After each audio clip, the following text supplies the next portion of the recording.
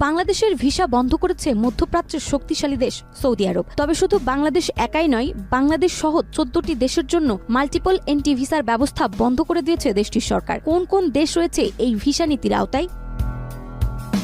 জান্নাতুল বাকিতে বিশ্বনবীর অসংখ্য সাহাবা ইজমান শুয়ে রয়েছে, ওদের কবরের উপরে একটা পাথর। বাংলাদেশে এরকম বিল্ডিং উড়াচ্ছেন, কারণটা কি? ওরা কি বিশ্বনবীর সাহাবীদের চাইতে দামি? বিশ্বনবীর এতগুলো সাহাবা জান্নাতুল বাকির মধ্যে শুয়ে রয়েছে, ওদের কবরের মধ্যে একটা পাথর। যদি ইচ্ছা করতো ওদের কবরকে সোনা রূপা দিয়া মুজাইদ করে বানাইতে পারতো, কিন্তু আসলে আল্লাহ কোরআনে বলছে কবরের কোনো বুজুর্গি নাই, বুজুর্গি হচ্ছে আমলের।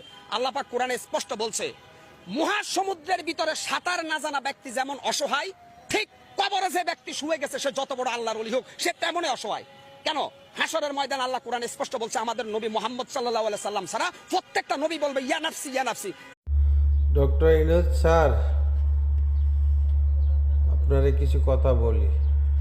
আমাদের বাংলাদেশে যে আন্দোলন হয়েছে, কিন্তু সৌদি বাদশাহকে কেন অপমানিত করা হলো? এখন যে আপনার এই রেমিটেন্স যুদ্ধ প্রবাসী এদেরকে যে পাঠিয়ে দিবে, কোথায় পাবেন রেমিটেন্স? হ্যাঁ, 30-32 লক্ষ প্রবাসী দেশে আসলে মাটি টুকায় ভাত পাবে? হ্যাঁ,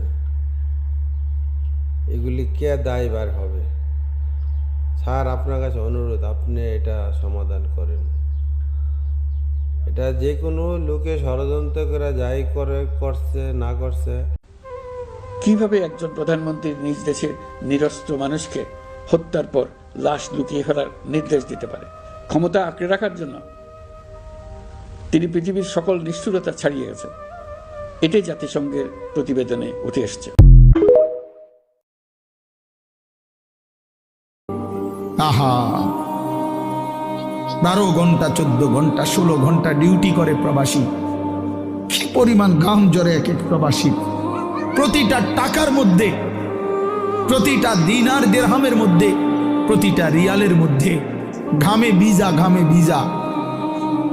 এত ঘাম, এত কষ্ট করে যে মানুষটা স্ত্রীর আদর পায় না, ছেলে মেয়েদের আদর পায় না, 18 বছর 16 বছর 14 বছর, যেই বেচারা বছরের পর বছর কোরবানি করে দিছে সন্তানদের জন্য, একটু মুখে হাসি ফুটাবে স্ত্রীর জন্য, তো সেই বাবার সন্তান হয়ে তুমি এইভাবে জীবন শেষ করে দিলা।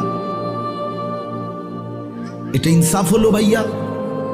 বলো বাবা। কোনো বিবাহিত মানুষ যদি কারো মায়ায় পড়ে, তাহলে বুঝে নিও সে টাকার জন্য না, রূপের জন্য না, সে শুধু একটু মানসিক শান্তি আর ভালোবাসার জন্যই তোমার জীবনে এসেছে।